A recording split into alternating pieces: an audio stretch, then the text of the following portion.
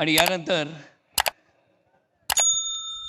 मी विनंती करतो महाराष्ट्र नवनिर्माण सेनेचे अध्यक्ष राजसाहेब ठाकरे यांना की त्यांनी या सभेला मार्गदर्शन करावं.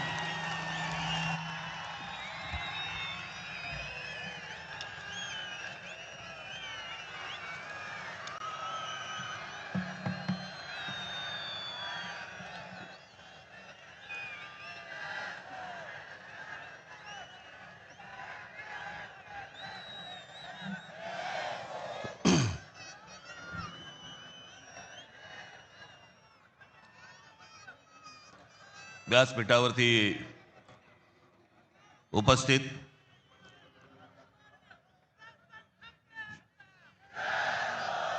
शिवसेनेचे पक्षप्रमुख उद्धव ठाकरे,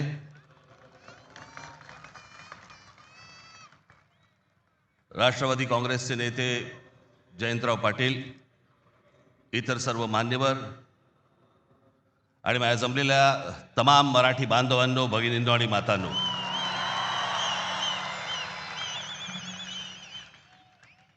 खरं तर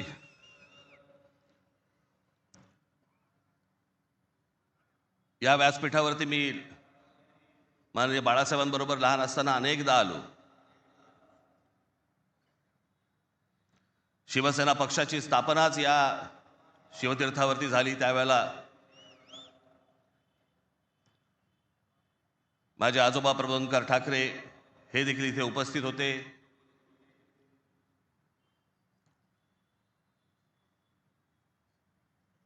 माझे वडील श्रीकांत ठाकरे हे देखील उपस्थित होते.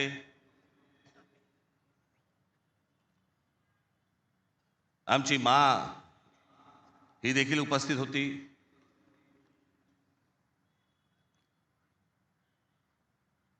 खरं आज या क्षणाला हे दोन भाऊ एकत्र आल्यानंतर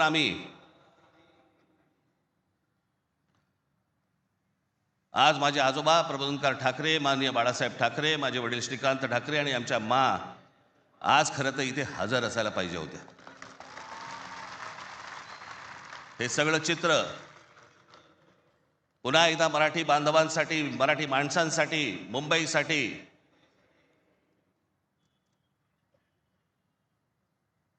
हा आम्ही दोन भावांनी उभारलेला हा सगळा लढा इथे नसले तरी वरून पाहत असतील.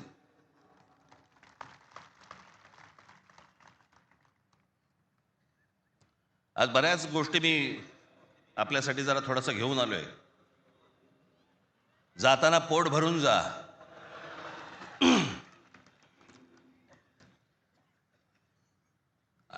अनेक सामाजिक संस्था आहेत, मराठीवरती काम करणारे आहेत, अनेक लोक आहेत, ज्या लोकांनी अनेक दिवस आवाज उठवला या सगळ्या विषयात. मी सर्वप्रथम त्यांचे मी आभार मानतो. दीपक पवार आहेत, त्यांच्याबरोबरचे अनेक सहकारी आहेत, त्यांचे आभार मानतो. अनेक टेलिव्हिजन चॅनलचे आणि वर्तमानपत्रांचे संपादक आहेत, पत्रकार आहेत, त्यांनी गेले काही दिवस जी आम्हाला साथ दिली त्याबद्दल त्यांचेही मी मनापासून आभार मानतो.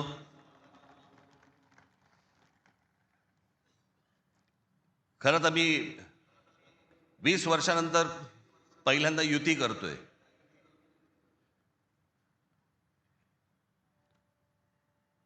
आणि त्याच्यामुळे अनेक या युतीच्या सगळ्या अख्ख्या प्रोसेसमध्ये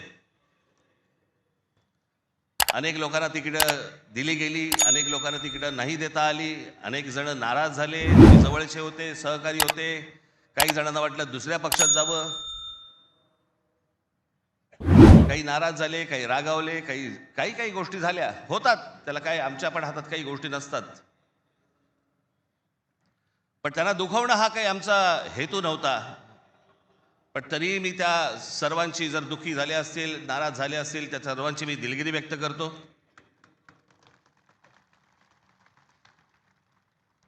आपलेच आहेत, परत येतील. कारण जे आत्ता आहेत तेच कुठे जातील माहीत नाही, त्याच्यामुळे ते गेलेले आहेत ते येतीलच परत.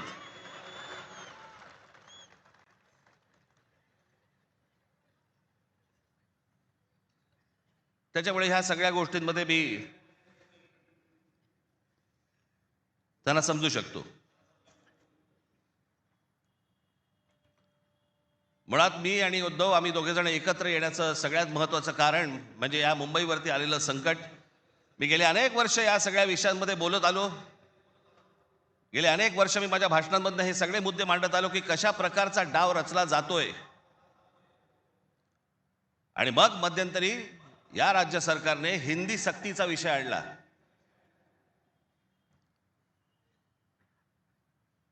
आणि त्यावेळेला मग मीही कडाडलो, उद्धवही कडाडला.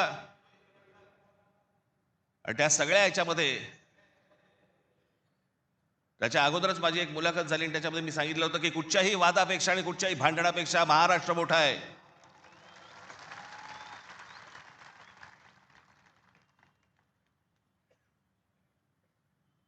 आणि मग तिकडनं ह्या सगळ्या गोष्टींची सुरुवात झाली. पण ते हिंदी सक्तीचा जो विषय होता तो फक्त तुम्हाला चाचपडून बघण्याचा होता. तुम्ही जागे आहात का?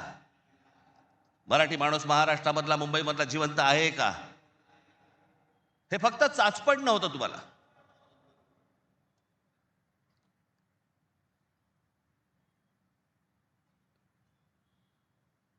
(2024) याच्यानंतर या विधानसभा निवडणुकांनंतर या सरकारला काय फेफराला माहित नाही. जे हवं वाटेल ते मनाला काय जे हवं ते करायला लागले. आली कुठून हिंमत?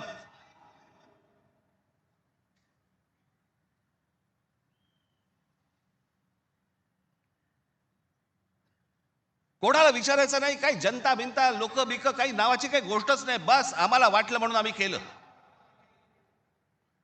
हे कोण आहेत लोक? कोण आहे महाराष्ट्रातील जनता? पैसे फेकले की आम्ही विकत घेऊ. आला कुठून आत्मविश्वास?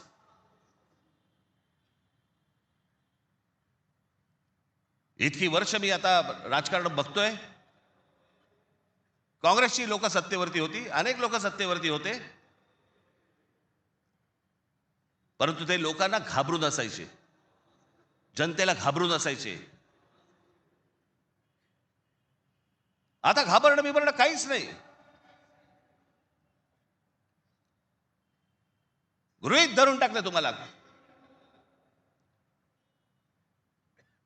कुठून येतात मतं ह्यांच्याकडे, कशी येतात, काय येतात, याचा लढा तर बाकीच्या ठिकाणी सगळ्या ठिकाणी सुरूच आहे. ते बोगस वोटर आणि ते ईव्हीएम मशीन पासून सगळ्या गोष्टी सुरू आहेत. पण ह्याच्यामध्ये सगळ्यात महत्वाची गोष्ट बघा, आता उद्दामपणा कुठपर्यंत गेला यांचा. अकोटमध्ये भाजपने एमआयएमशी युती केली. बदलापूरमध्ये भाजपने काँग्रेस बरोबर युती केली.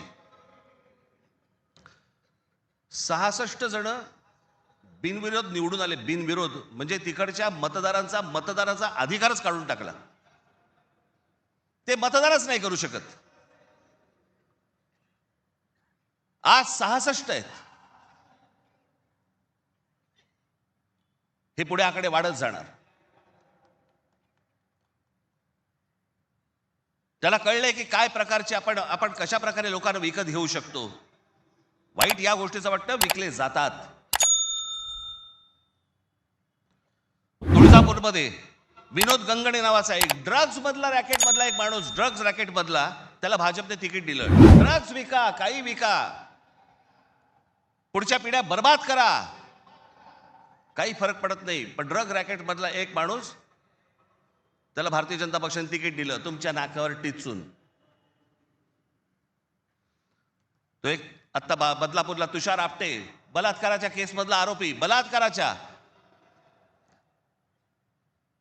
सगळ्यांना माहिती आहे, नगरसेवक केले. लहान मुलींच्या वरती बलात्काराचा आरोप असलेला माणूस, त्याला भारतीय जनता पक्षाने नगरसेवक. आली कुठून हिंमत? ज्यावेळेला वेडावागड्या पद्धतीने ज्यावेळेला निवडणुका जिंकण्याचं यंत्र किंवा तंत्र हे ज्यावेळेला हस्तगत होतं ना, त्याच वेळेला हा उद्दामपणा येतो, ही मस्ती येते ना, हा माज येतो ना, हा त्याच्यातनं येतो.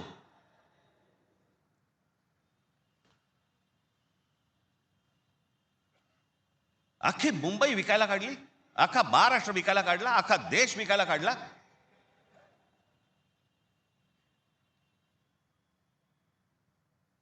आपल्यासमोर काय वाढून ठेवलंय आपल्याला अंदाज पण नाहीये. मी तुम्हाला हे सांगतोय, मला 2024 साली मला एक व्यक्ती भेटली.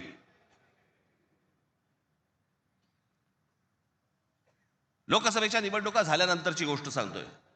आणि त्यांनी मला जी माहिती दिली आणि ती माहिती दिल्यानंतर माझे सगळे लोक, माझे काय रिसर्च टीम सगळी जी काही कामाला लागली, ते जे काही झालंय ते आज मी तुम्हाला इथे दाखवणार आहे.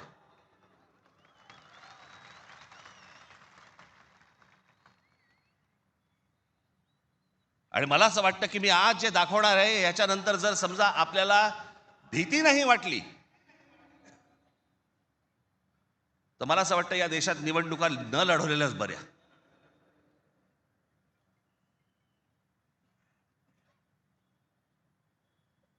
म्हणजे आता साधी गोष्ट, फक्त तुम्हाला 2014 नरेंद्र मोदी पंतप्रधान झाले त्या वेळेला, हे मला आता 24च्या नंतर आता हे पुढे सगळं समजायला लागलं. या गेल्या वर्षी 24 नंतर साधारणपणे विधानसभा निवडणुकांच्या आसपास मला ह्या सगळ्या गोष्टी आमच्या रिसर्च टीम मध्ये यायला लागल्यावरती मला धक्का बसायला लागला. कारण आपण असे बघतच नाही कधी, आपण डोळे झाक करत बसतो आणि नक्की काय खणलं जात आहे आपल्या खालून आणि आपल्याला माहितीच नाही. याचं कारण अनेक हिंदी इंग्रजी टेलिव्हिजन चॅनल सगळं ब्लॉक करून टाकलंय. कोणी काय तुम्हाला दाखवणार पण नाही. दाखवलं की वरनं फोन येतो, वरनं दट्ट्या येतो, जाहिराती बंद करून टाकू. मी आता फक्त एक पहिला मॅप मी तुम्हाला भारताचा दाखवतो, 2014चा. दाखवा रे.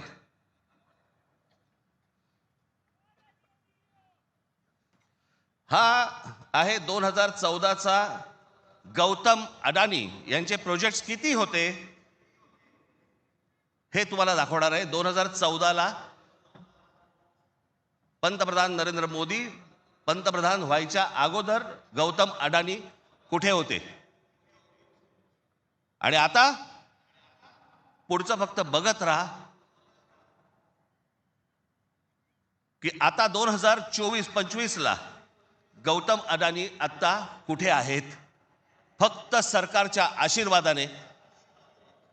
आणि तुम्हाला जर नाही धक्का बसला तर मला सांगा, जरा दाखवा.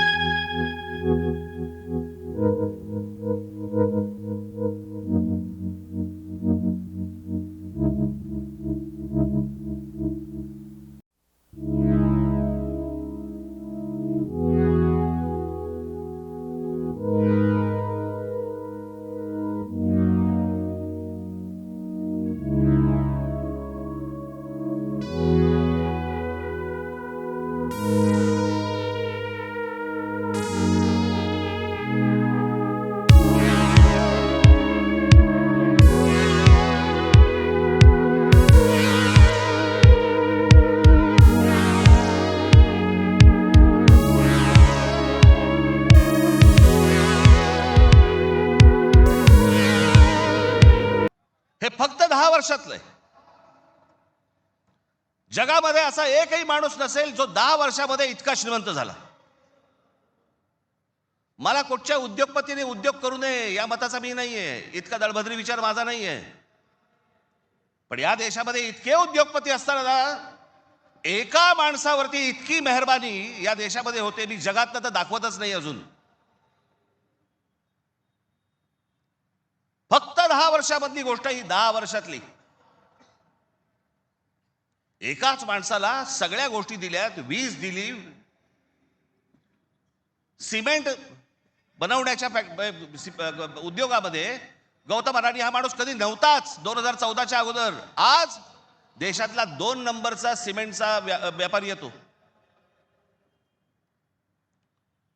उद्या माणसाने समजा उद्या वीज बंद केली, आम्ही अंधारात. सिमेंट महाग केलं, काही बोलू शकणार नाही. सगळी पोर्ट्स खालपासून वरपर्यंत सगळी पोर्ट्स अदानीना, सगळी विमानतळं अदानीना.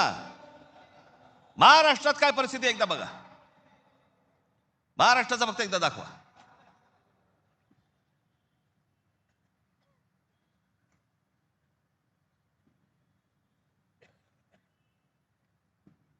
महाराष्ट्रामध्ये फक्त एका ठिकाणी 2014ला फक्त गौतम अडाणी एका ठिकाणी आहेत उद्योग. 2025ला बघा.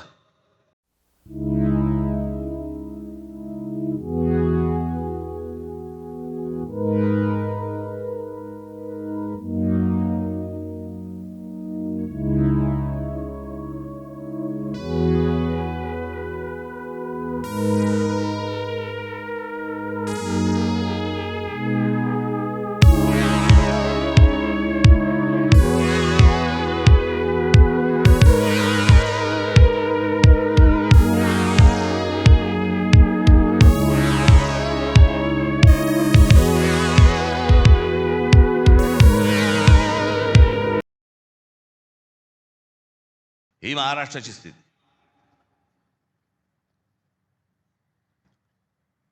आणि मी जे सतत सांगतो ना, हा जो MMR रिजन मुंबई, या मुंबईवरती मी आता फक्त तुम्हाला वाचून दाखवणार आहे. या फक्त MMR रिजन मध्ये काय फक्त केलंय तेवढं फक्त बघून घ्या. मुंबई महानगर क्षेत्रात अदानी 29 जून 2018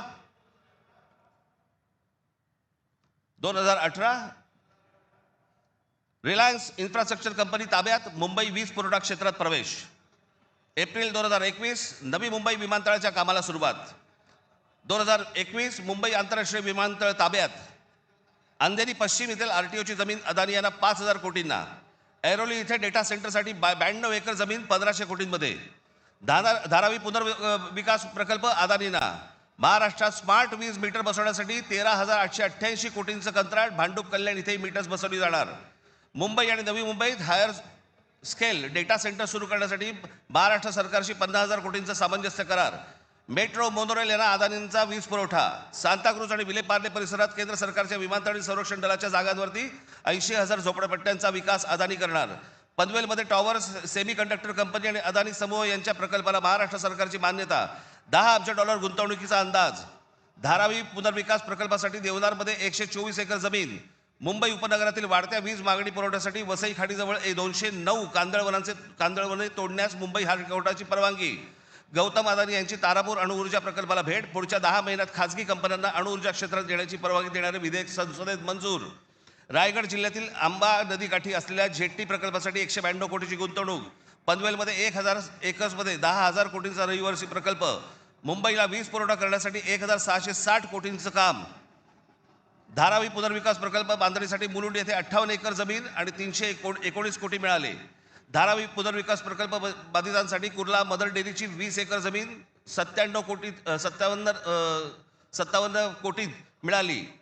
124 एकरचा आणि 36,000 कोटींचा गोरेगाव पश्चिम येथील मोतीलाल नगर पुनर्विकास प्रकल्प अदानींना मिळाला. MIDCने तळोजा येथे 400 एकर नंतर आणखी 159 एकर जमीन दिली. बांद्रे रेक्लेमेशन पुनर्विकास प्रकल्प 24 एकर 30,000 कोटींमध्ये मिळाला. पालघर डहाणू येथे अदानी वीज प्रकल्प. अदानी नवी मुंबईत सेमीकंडक्टर प्रकल्प सुरू करणार. वसई येथील तुंगारेश्वर अभयारण्यातील जमीन अदानी इलेक्ट्रिसिटीला. टिटवाळा, मोहने, आंबिवली शहरात येथील अदानी सिमेंट फॅक्टऱ्या. वाढवण येथे बंदर उभारण्यासाठी अदानी समूह उत्सुक. महाराष्ट्र सरकारशी सामंजस्य करार. वाढवण येथे विमानतळ उभारण्यासाठी अदानी समूह उत्सुक.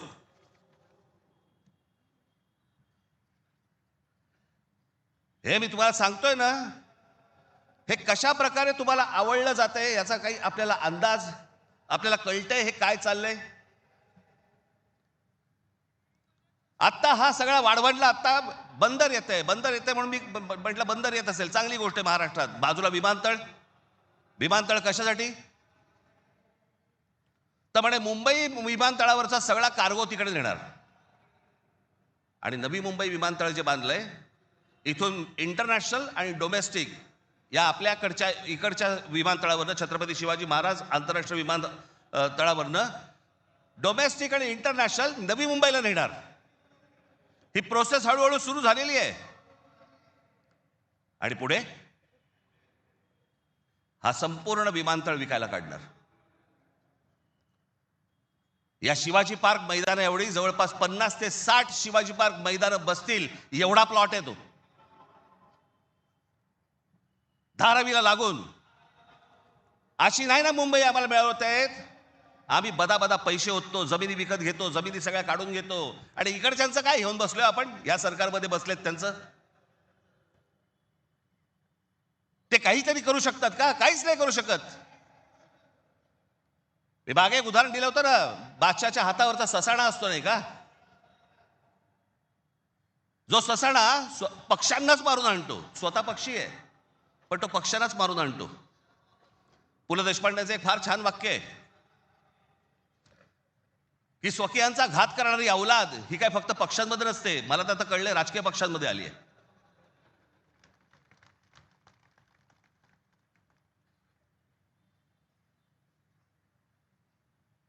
डोक्यात गेली सत्ता, डोक्यात. हा जो भूगोल आहे ना, हा भूगोल नीट समजून घ्या. हे वाढवण बंदरापासून तिकडे वरती जे आहे ना, त्याला लगेच लागून गुजरात आहे. यांचं पहिल्यापासूनचं डोक्यामध्ये जे होतं ना की मुंबई गुजरातला न्यायची. मग मुंबई गुजरातला न्यायची असेल तर काय करायला लागेल? पालघर जिल्हा ताब्यात घ्यायला लागेल, ठाणे जिल्ह्याचा भाग ताब्यात घ्यायला लागेल, या MMR रिजनचा भाग ताब्यात घ्यायला लागेल, तर मुंबईपर्यंत पोहोचता येईल. माणसं पहिली बदा तिकडे टाका, त्यांचे मतदारसंघ फोडा, मराठी माणसांना फोडा, हे मतदारसंघ ताब्यात घ्या आणि त्याच्यानंतर सांगा अरे खासदार तर आमचाच, आमदार तर आमचाच, नगरसेवक पण आमचाच, महानगरपालिका ही आमच्या हातात. हे सगळं करून मुंबई गुजरातला कशी जोडता येईल याच्यासाठीचे हे सगळे लॉंग टर्म प्लॅन सगळे सुरू आहेत. आणि आम्ही भेसावत, आमच्यामध्ये जातीपातीमध्ये भांडणं लावली जात आहेत. हा मराठा, हा OBC, हा अजून कोणी. एकदा मुंबई हातात गेली ना बाबानो, महाराष्ट्र झारखंडपेक्षा काही वेगळा करणार नाहीत. हे मुंबई ही तुमची राजधानी आहे, मुंबई ही तुमची ताकद आहे. पण जो मस्तवालपणा जो अंगामध्ये शिरलेला आहे यांच्या, की आम्ही काहीही करू, कुठूनही मतं आणू, जे यांनी विधानसभेला केलं तेच करण्याचाही आत्ता पण प्रयत्न करणार. आमच्यावरती भ्रष्टाचाराचे आरोप करतायत. काय बोलताय काय तुम्ही? देवेंद्र फडणवीस ज्यावेळेला मुख्यमंत्री होते त्यावेळेला यांनी छगन भुजबळांना जेलमध्ये टाकलं होतं, हो की नाही? आता मांडीला मांडी लावून बसलेत. अजित पवारांचे बैलगाडीभर पुरावे घेऊन गेले होते. काय किती 70 का 80 हजार कोटीचा काहीतरी घोटाळा, त्याच्याबद्दल पुरावे बैलगाडीतनं घेऊन गेले होते. आता काय सांगतायत? कोर्टात केस आहे, पुरावे असतील तर त्यांना अटक होईल. अरे मग तुम्ही पुरावे दिले होतेत ना, द्या आता कोर्टात. ही सगळी बाहेरून सगळी माणसं आणायची, इथे भरायची, तुमचा टक्का कमी करायचा, तुमचं अस्तित्व घालवायचं. इथे येऊन ह्यांची माणसं मिळणार, इथे उत्तर भारतातनं माणसं येणार आणि म्हणणार इथे तुम्हाला. काल एक कोणतरी उत्तर भारतातला माणूस बोलवता म्हणे, मुंबईमध्ये म्हणे नोकऱ्या जर घ्यायच्या असतील महानगरपालिकेमध्ये तर इथल्या स्थानिकांना, उत्तर भारतीय लोकांना दिल्या पाहिजेत. हे बाहेरून येणारे म्हणे कोल्हापूर, सातारा, सांगलीवरनं येणारी माणसं हे बाहेरच्या लोकांना द्यायची नाहीत म्हणून. बाहेरची लोक म्हणजे आमच्या सातारा, कोल्हापूर, सांगलीमध्ये येणारी आता हे बाहेरची लोक झाली आणि हे आतले.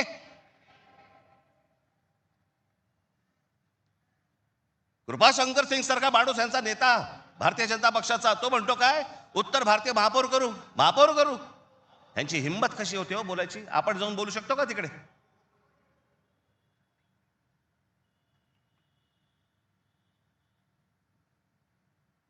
याचं कारण तुम्ही एकत्र येऊच नाही याच्यासाठीचा बंदोबस्त यांनी केलेला आहे. म्हणून काय करायचं, पैसे टाका, माणसं फोडा. यांचं मुंबईवरचं लक्ष उडालं पाहिजे, महाराष्ट्रावरचं लक्ष उडालं पाहिजे. हे मराठी म्हणून कधी एकत्र येताच कामा नयेत. आणि मग आपल्याला जे साध्य करायचंय,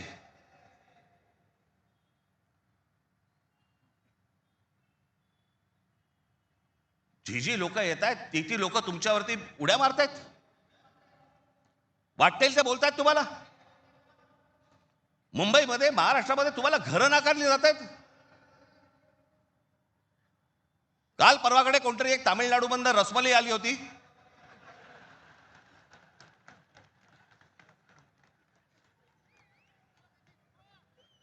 तो सांगतो मुंबईचा आणि म्हणजे महाराष्ट्राचा संबंध काय? भडव्या, तुझाच काय संबंध आहे इथे याचा?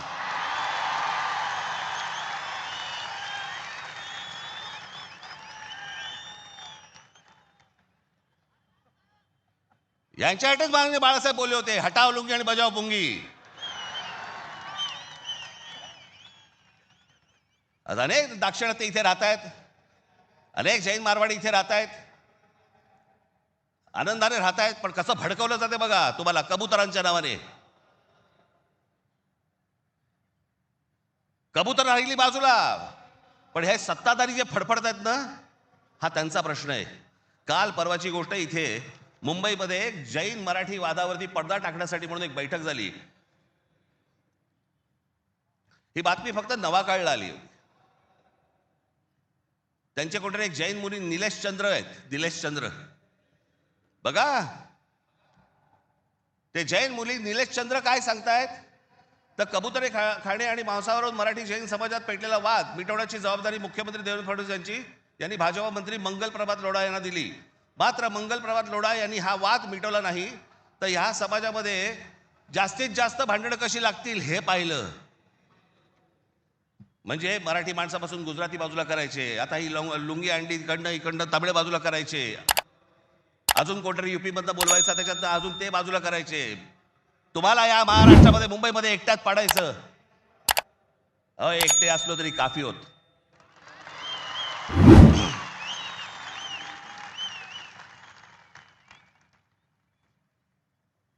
नको त्या वादात जाऊ नका. आमच्या यांच्या गुजरातमधनं बिहारी लोकांना ज्यावेळेला हकलवले, त्याच्या बातम्या नाही होत.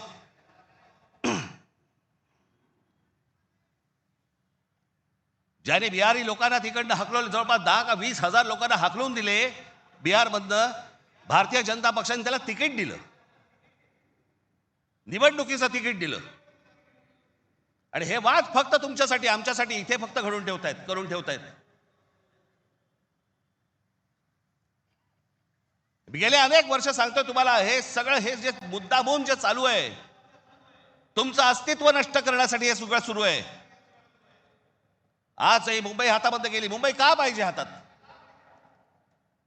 आज केंद्रामध्ये यांची सत्ता, राज्यामध्ये यांची सत्ता, पण उद्या मुंबईमध्ये, ठाण्यामध्ये, कल्याण डोंबिवलीमध्ये, आमच्या MMR रिजनमध्ये उद्या ह्यांना जर काही करायचं असेल, महानगरपालिकेची परवानगी लागेल. आणि महानगरपालिका जर आपल्या हातात असतील, हे जमिनी विकून देऊ शकत नाहीत, हे अदानीला जमीन देऊ शकत नाहीत.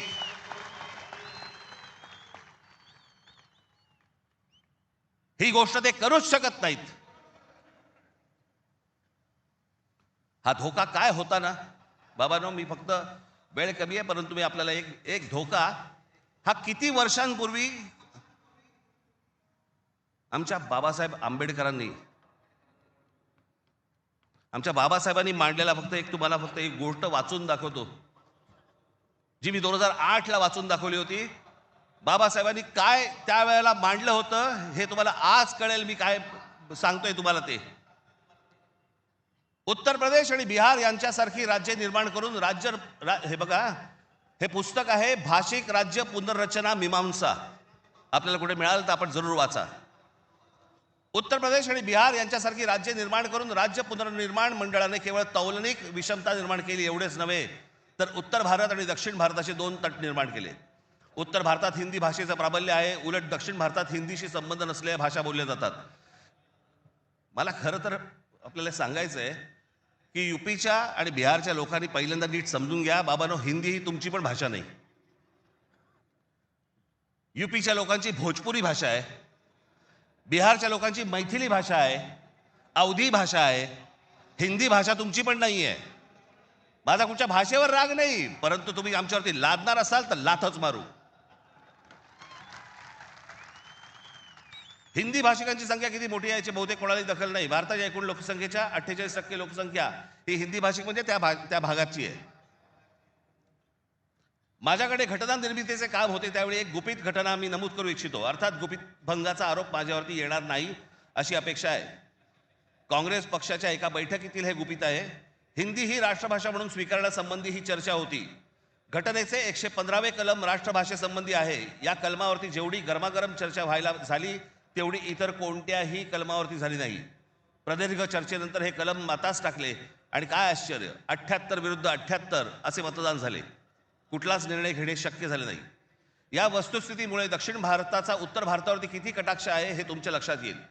उत्तर भारत संलग्न झाला आणि दक्षिण भारत विच्छिन्न राहिला आणि राजकारणात हिंदी व उत्तर भारताचे वर्चस्व असेच चालू राहिले तर परस्पर द्वेषभाव निर्माण झाला नाही तरच नवल. केंद्रीय सरकारात एका राज्याला दुसऱ्या राज्यावरती अशा आगंतुकपणे वर्चस्व चालू देणे धोक्याचे आहे. घटक राज्ये समतोलाची राखण्यास केंद्रीय शासनामध्ये काही तरतूद नसल्यामुळे नवनिर्मित बिजोड राज्यांमुळे 5 प्रदेशांखेरीज इतर राज्यात अविश्वास आणि असंतोष निर्माण होईल.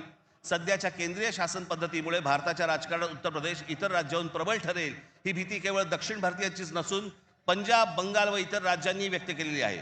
आणि ही भीती निराधार आहे असे कोणीही छातीरोखपणे सांगू शकत नाही. या भीतीचे निराकरण केले नाही आणि आत्ता विशेष उपाययोजना केली नाही तर ही भीती राष्ट्रीय ऐक्यास घातक ठरल्याशिवाय राहणार नाही. हे सत्य कोणी लपवू शकत नाही. आमच्या परमपूज्य डॉक्टर बाबासाहेब आंबेडकरांनी तेव्हा लिहून ठेवलंय की हे किती घातक आहे ते. हे काय चाल चालू आहे तुमच्या विरोधात, हे काय प्रकारचं षडयंत्र सुरू आहे. जो इतका बलवान महाराष्ट्र, इतका सुसंस्कृत महाराष्ट्र, या देशाला दिशा दाखवणारा महाराष्ट्र, सगळ्या बाजूनी संपन्न असा महाराष्ट्र, हे सगळ्या बाजूनी येत आहेत आणि महाराष्ट्राने तुम्हाला फक्त इथे तुमचे चावे घेत आहेत. तुम्हाला उद्ध्वस्त करायचं आहे ना. उठा या जमिनीवरनं, निघा इथून, आम्ही येत आहोत. काल परवाकडेच मी एका चॅनलला सांगितलं, हिरे असतात, मोती असतात, सोनं असतं, चांदी असते, अजून काही मौल्यवान गोष्टी असतात, फक्त जमीन या एकाच गोष्टीला रिअल इस्टेट म्हणतात, खरी संपत्ती. दुसऱ्या कोणत्याही गोष्टीला रिअल इस्टेट म्हटलेलं नाहीये, फक्त जमिनीला रिअल इस्टेट म्हटलंय. कारण ती तुमची संपत्ती आहे. तुमच्या पायाखालची जमीन आणि तुमची भाषा ही मेली की तुमचं अस्तित्व संपलं, तुम्ही कोणी नाही आहात. जगात अनेक देश, अनेक लोक हे भाषा संपली, देश गेला, जमीन गेली म्हणून संपले. हाच डाव त्यांचा आहे. वेगवेगळ्या मार्गाने येत आहेत आणि वेगवेगळ्या मार्गाने तुमच्यावरती आक्रमण करतायत आणि तुम्हाला सांगतायत निघून जा इथनं. संयुक्त महाराष्ट्राच्या वेळेला देखील विरोध करणारे या मुंबईमधले अनेक धनिकच होते, गुजराती होते पण धनिक होते. आज पण तेच चालू. आणि आज हे संकट त्यावेळेला तर इतकं नव्हतं, पण आज खरं तर तुमच्या उंबरठ्यावरून वरती येऊन उभं आहे. कधी तुमच्या दरवाजावरती टकटक होईल तुम्हाला पण कळणार नाही. कधी तुम्हाला इथनं बाहेर काढतील तुम्हाला कळणार पण नाही.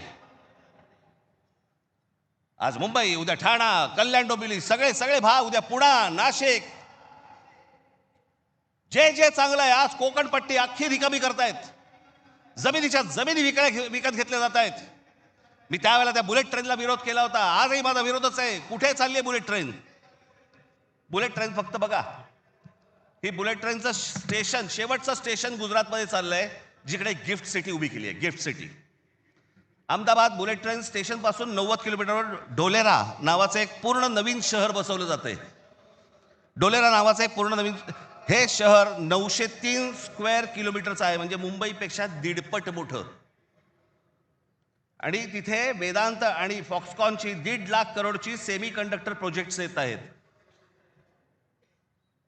अहो, आपल्याला समजत पण नाही हे काय चालू आहेत नक्की, ह्यांचे कुठून रूळ चालले आहेत आणि कुठून गाड्या चालल्या आहेत आणि कुठून यांचे मार्ग सुरू आहेत आणि काय घेऊन जायचंय ह्यांना आणि काय आणायचंय, इथे काय भरायचंय. एकदा जाऊन बघा हो, वसई विरार पासून सगळ्या गोष्टी बघा, कसे कसे भर देतात, कसे भर देत आहेत. तुम्हाला घरं नाकारणार, ह्यांना सगळ्यांना घरं मिळणार. तिकडनं बाहेरच्या राज्यातनं गुजरातमध्ये येणार, ह्यांना घरं मिळणार, तुम्हाला नाकारणार. अहो, तुम्हीच नसाल, तुमचंच अस्तित्व नसेल, काय चाटायची आहे महानगरपालिका?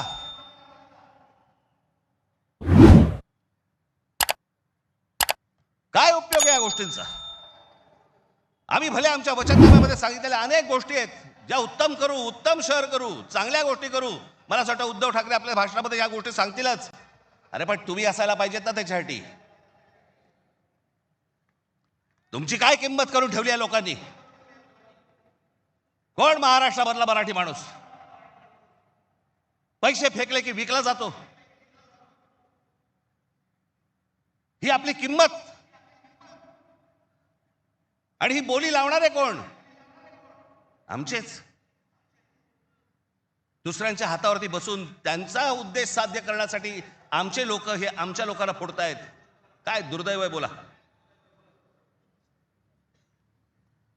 या अशा परिस्थितीमध्ये ही आजची निवडणूक होते आहे. ही मराठी माणसासाठी शेवटची निवडणूक आहे. आज जर चुकलात, कायमचे मुकलात म्हणून समजा. आज जर तुमच्या हातातनं ही शहरं गेली, यांच्या हातामध्ये गेली, उद्या राजानं मारलं आणि पावसानं झोडलं, तक्रार कोणाकडे करायची? आज इतर राजकीय पक्षांमधले पण जे मराठी लोक आहेत, माझं त्यांनाही आव्हान आहे, सोडा ते सगळं. या मराठी माणसासाठी एक व्हा, या मुंबईसाठी एक व्हा, या महाराष्ट्रासाठी एक व्हा.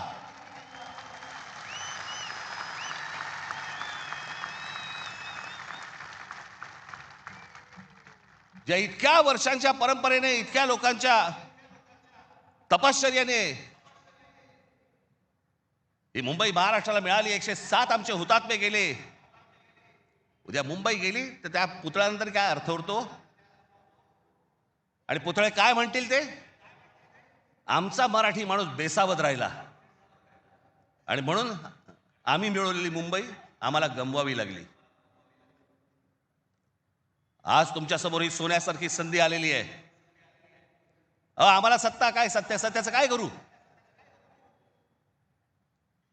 सत्तेशिवाय पण आज पण लाथा मारल्यात ना.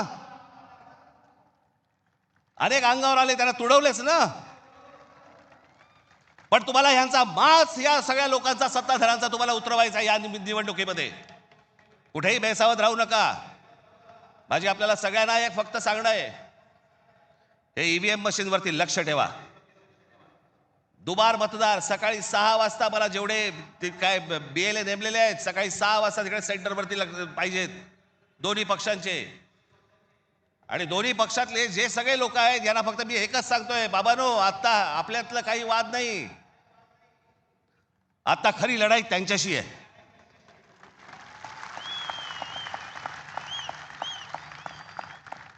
आपण भांडत राहावं हेच त्यांना पाहिजे. त्यांना जे हवं ते आपण नाही द्यायचंय. आपल्याला जे हवंय तेच आपण केलं पाहिजे. आणि म्हणून तिकडे आपल्याला जाता तर एवढंच सांगेन की सतर्क राहा, बेसावध राहू नका. आणि जर दुबार मतदार जर तिकडे आला, सकाळी 7 वाजता फोडून काढा.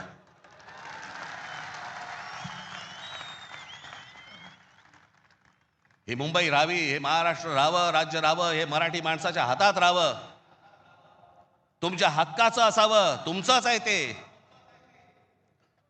आणि मला असं वाटतं की जो लढा आजपर्यंत मराठा साम्राज्याने दिला, तो लढा आज तुम्हाला, आज सगळ्यांना, तुम्हाला, आम्हाला सगळ्यांना करायचा आहे.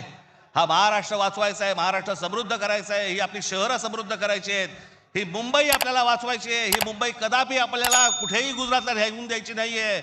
या सगळ्या गोष्टींसाठी आपण सगळेजण कामाला लागाल अशी एक आशा अपेक्षा बाळगतो आणि आपल्या सर्वांची मी रजा घेतो. धन्यवाद. जय हिंद, जय महाराष्ट्र. गर्जा हिंदुस्तान चॅनलला सबस्क्राईब करा आणि ताज्या घडामोडी जाणून घेण्यासाठी बेल आयकॉनवर प्रेस करा.